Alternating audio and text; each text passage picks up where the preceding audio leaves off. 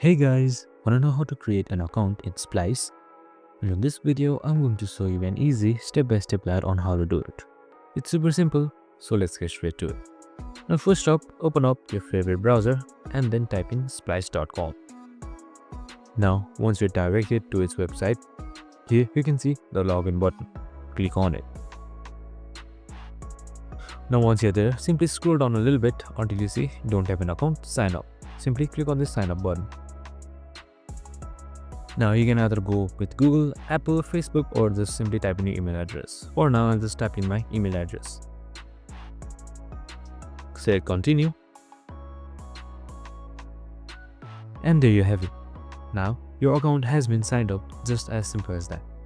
And here you can see on the top right corner as well, your profile is shown. And that's it. I hope this video helped. If it did, make sure to like, subscribe, and tune in with us for more of these videos. See you in the next one.